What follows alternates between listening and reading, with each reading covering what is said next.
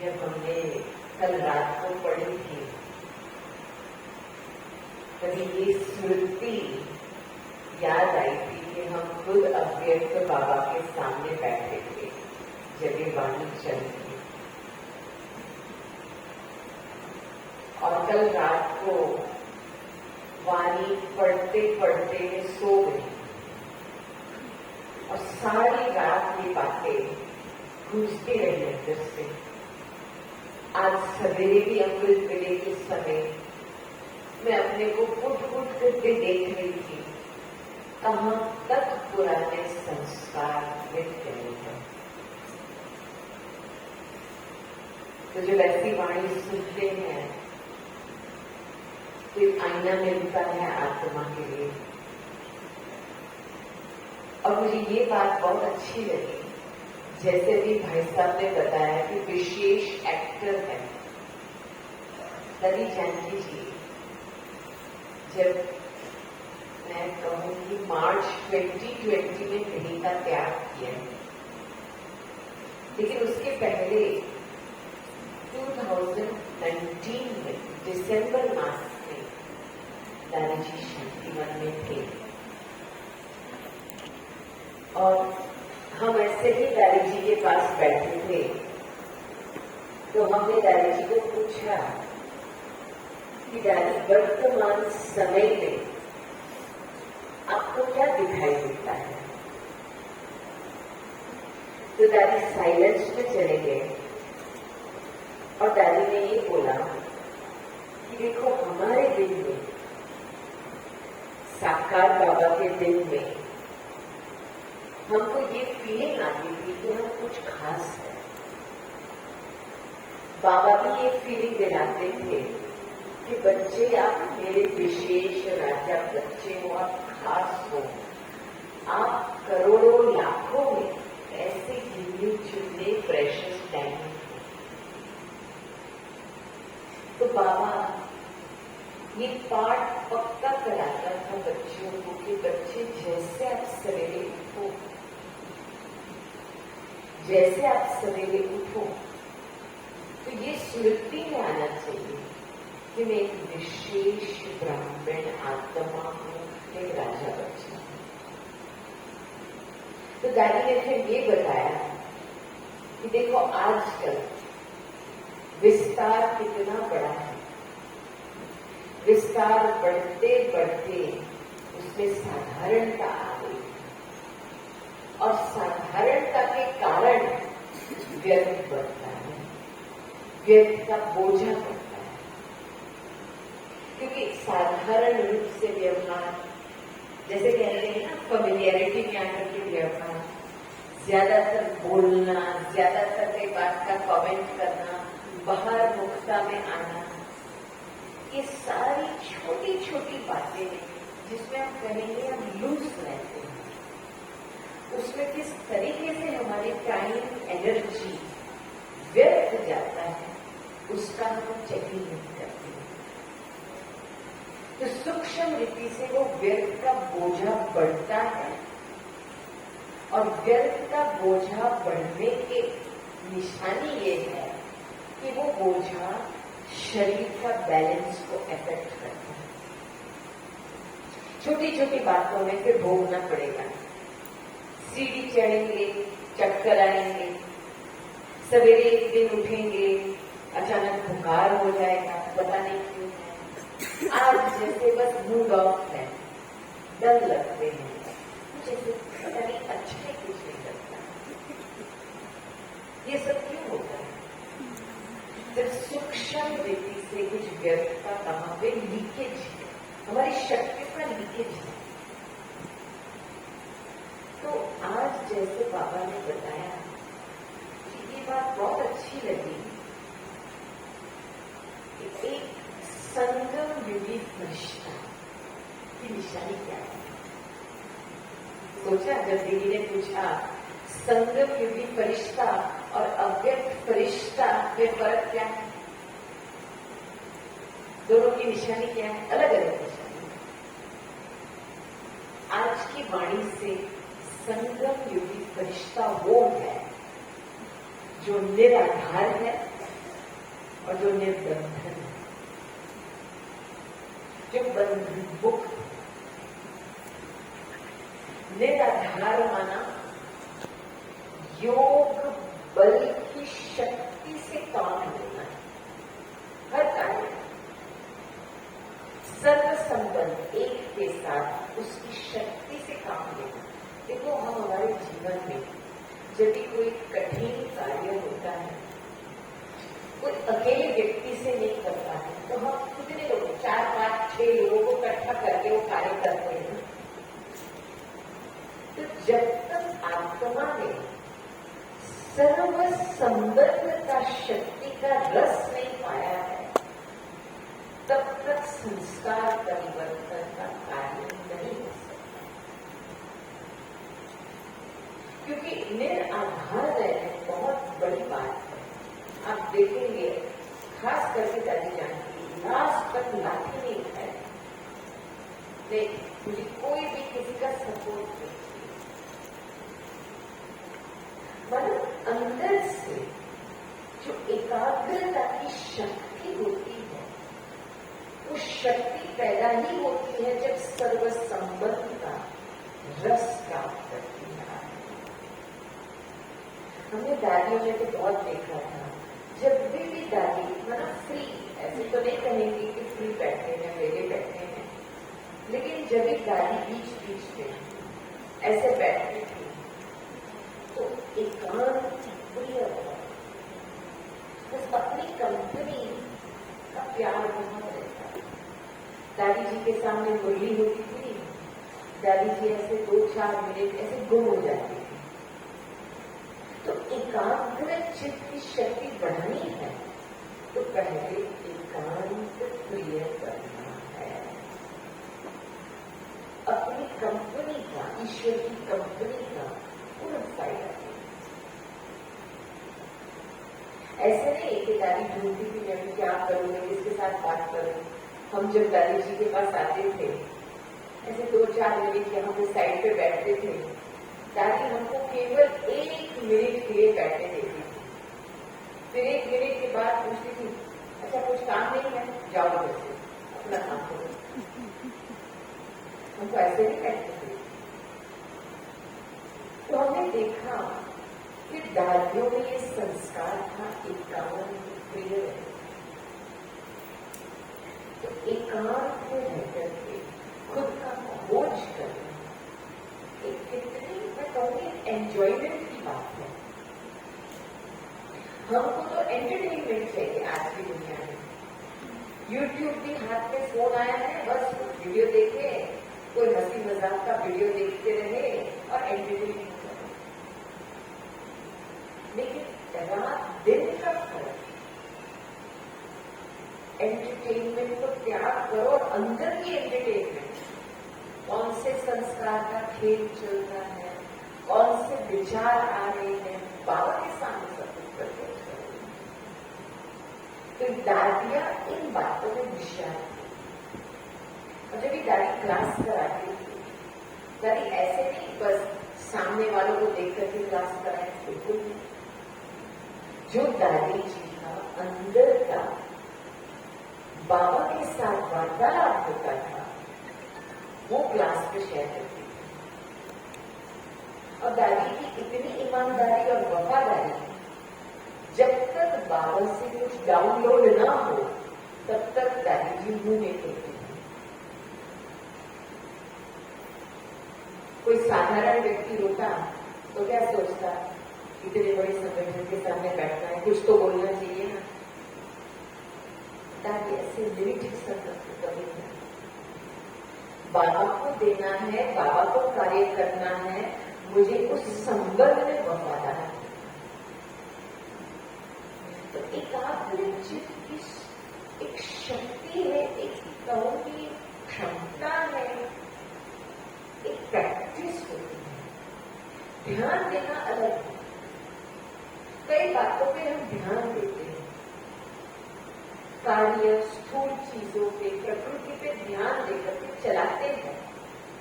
प्रकृति के लिए हम नहीं बोलेंगे कि एकाग्र चित्त होकर के काम करना है।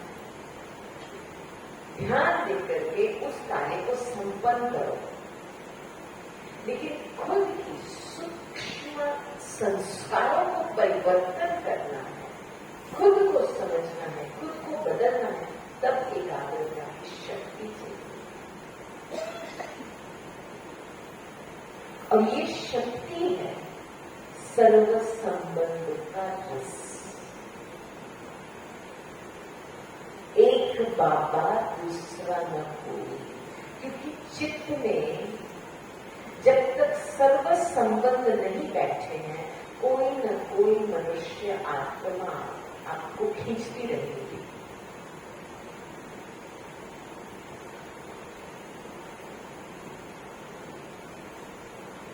और ये जो स्लोगन है, एक बाप दूसरा न कोई, उसके बजाय स्लोगन क्या बनता है? वन बाबा एंड नन अदर इंग्लिश में। लेकिन वो परिवर्तन होकर के क्या बन जाता है? वन बाबा एंड वन अदर, माने एक बाबा और कोई एक और दूसरा। बस बाबा, मेरा पति है, मेरी पत्नी है, मेरे बच्चे हैं, बस इसका उद्धार करें। Not allowed. एकाग्र चित्त बनना है, ओनली एक बाबा दूसरा कोई। चित्त में बाबा को बैठाना है। और जब चित्त में बाबा को बैठा देते हैं ना, बार बार जैसे बाबा की स्मृति, बाबा ही आपको याद करेगा। आपको बाबा को याद करने की मेहनत करनी पड़ेगी। एक बार ये जो चार्ट की बात आती है ना, याद की, तो हमने दादी जी को पूछा, दादी आप अपना चार्ट कैसे रखते हैं? आप बाबा को कितने समय दिन में याद करते हैं? तो दादी ने क्या जवाब दिया? क्या जवाब दिया होगा? दादी ने बताया कि आप मुझे ऐसा प्रश्न पूछो कि कितने समय दिन में मैं बाबा को नहीं याद करती। माना एक निरंतर याद बनी रहे, वही है हमारा लक्ष्य। इस पे ध्यान रखना बहुत आवश्यक है कि वो याद की लिंक टूटे नहीं कोई भी कारण से। और जब इसकी आदत बन जाती है, तभी अंदर आत्मा को लगता है कि ईश्वर सदा मेरा साथी है। और साथीपना की फायदा से, वो जब साथीपना मिलता है, किसी का साथ मिलता है, कितना अच्छा लगता है।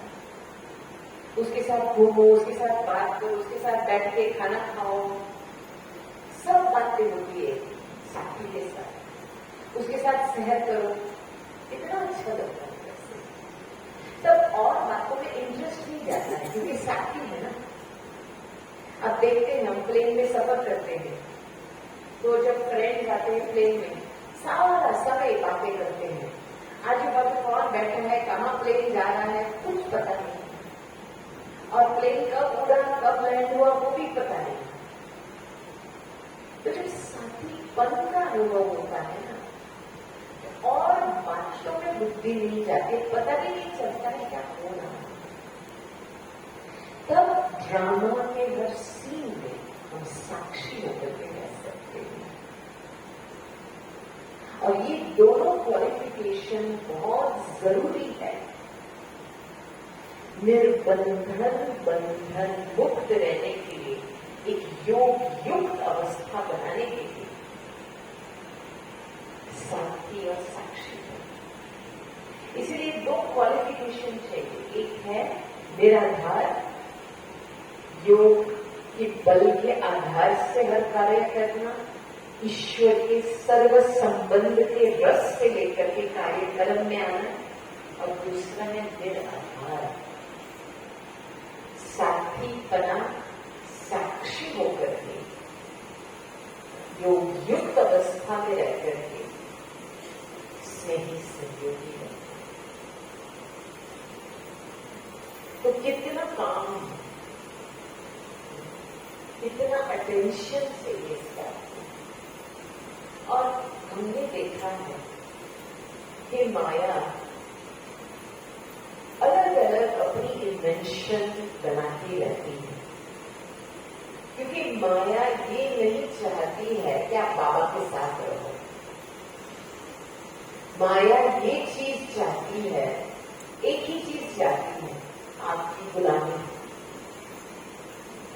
कई न कई तरीके से आपको डिस्ट्रैक्ट करना है, आपको अकेलेपन महसूस कराएंगे, आपको बाबा से दूर करेंगे। ये माया का धंधा है। अभी तो एक बहुत 10 इंच का एक साधन निकाला है। कौन सा है 10 इंच का साधन? मोबाइल। आजकल आप देखेंगे कोई बाबा के कमरे में आकर के, मधुबन में बाबा के कमरे में आकर के बैठते हैं, मोबाइल जैसे बजता है आउट, जैसे मोबाइल इस बाबा के भी ज्यादा बड़ी चीज।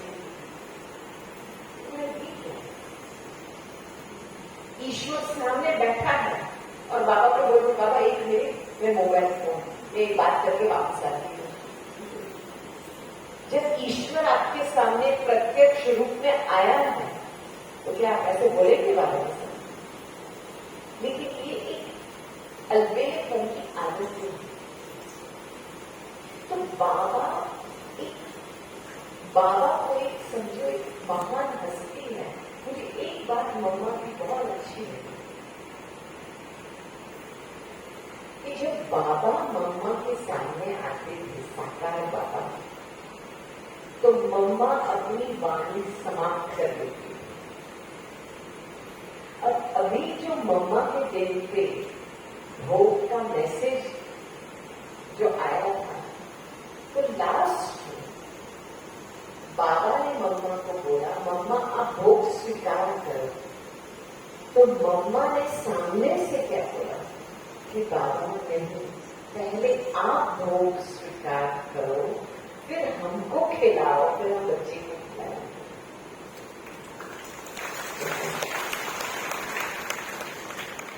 कितना रिस्पेक्ट पाएंगे। पहले बाबा, पहले मोबाइल फोन में, पहले संबंध रिश्तेदार में, पहले बाबा।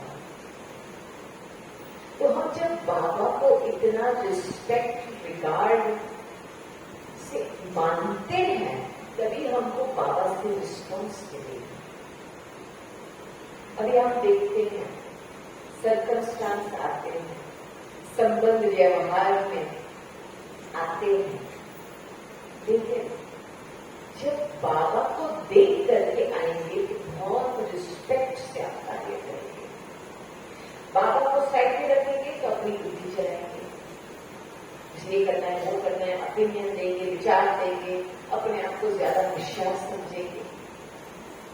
लेकिन वो कार्य पुण्य के खाते में जमा नहीं होता है, वो साधारण के खाते में जमा होता है, क्योंकि आपने बाबा को सामने रख करके कार्य नहीं किया। हम देखते थे ना दादियों को, दादी ऐसे साधारण रूप से नहीं करते थे।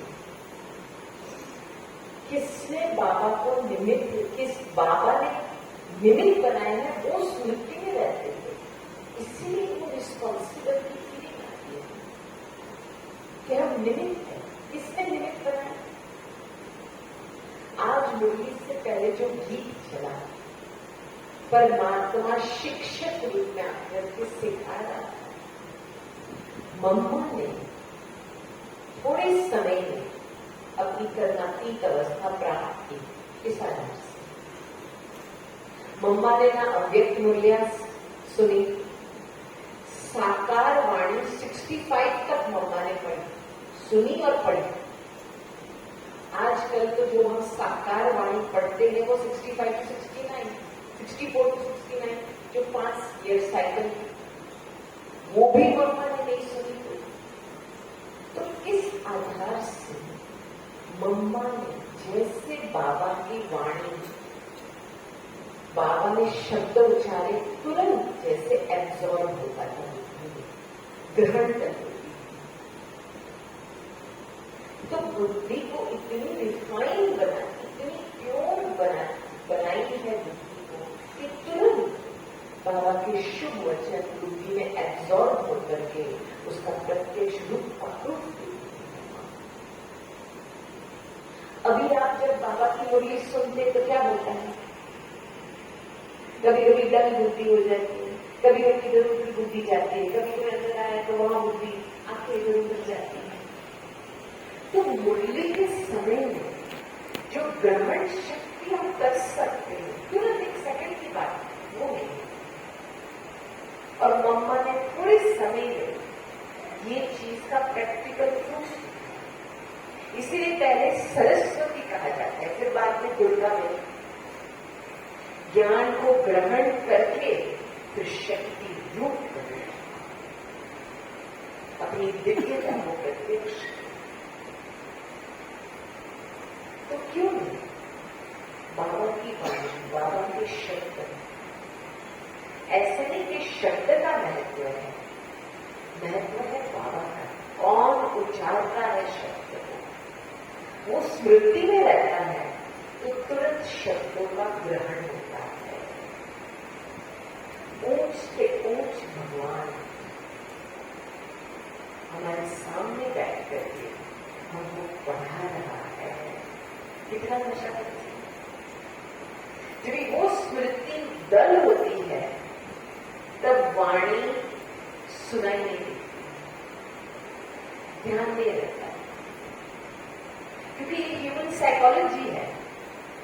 आप देखेंगे कोई सेलिब्रिटी ने कुछ शब्द उच्चारे तो आप तुरंत याद करेंगे ना, इसने ये बोला, उसने वो बोला। कोई साधारण ऐसे चलते फिरते व्यक्ति कुछ बोलेगा, याद नहीं रहेगा, क्योंकि आपने जिस व्यक्ति को महत्व दिया उसके शब्द याद नहीं।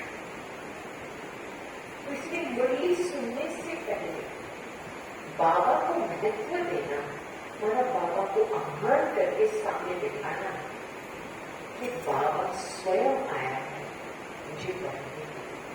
ऐसे नहीं समझो अभी कि बस बाबा की पधरामणी खत्म हो गई, तालियां भी नहीं है, ऐसे नहीं सोचो, क्योंकि ये सूक्ष्म बात।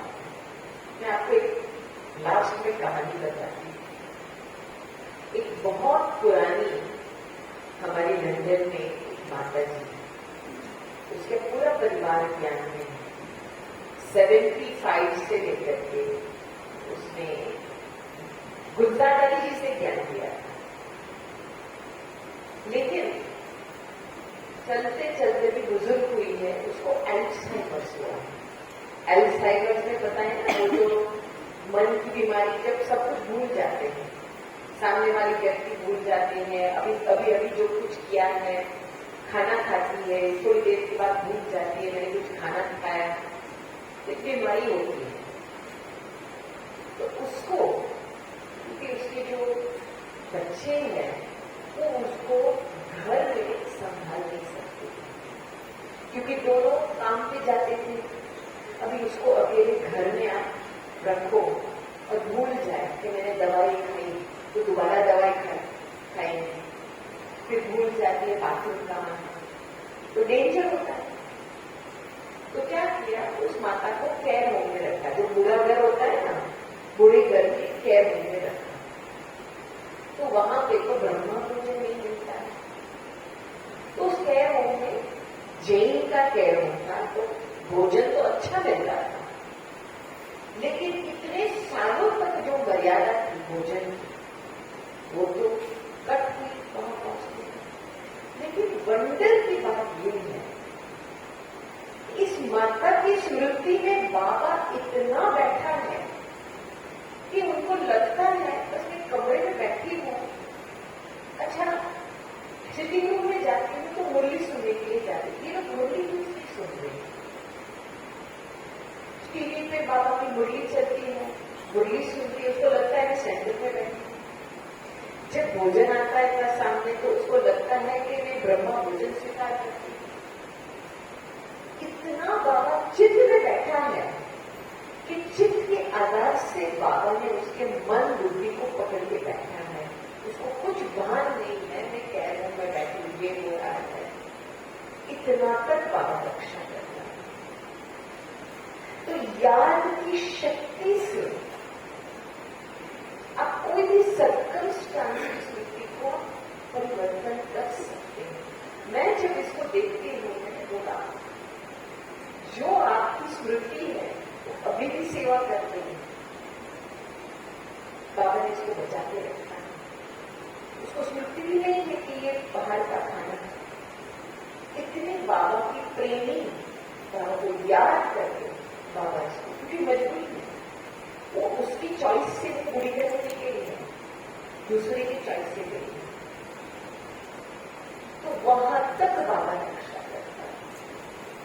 तो इसीलिए हम तो अभी हमारी चॉइस से घर में बैठे हैं, खाना खा रहे हैं, तो बाबा की याद में कोई भी चीज स्वीकार करेंगे तो ऑटोमेटिकली बाबा रिस्पॉन्स। ओके, आज सभी को बहुत खुशी है और जिस वृद्धि के लक्ष्य लेकर के आप आए हैं, हमारी ये शुभ आशा है कि दृढ़ संकल्प रख करके उस लक्ष्य को पूरा करें यहां जाने से पहले, ताकि वो लक्ष्य लेकर के वापस जाओ और वो लक्ष्य का बहुत आपके आगे के पुरुषार्थ में उन्नति के लिए बहुत मदद मिलेगी। ओम शांति।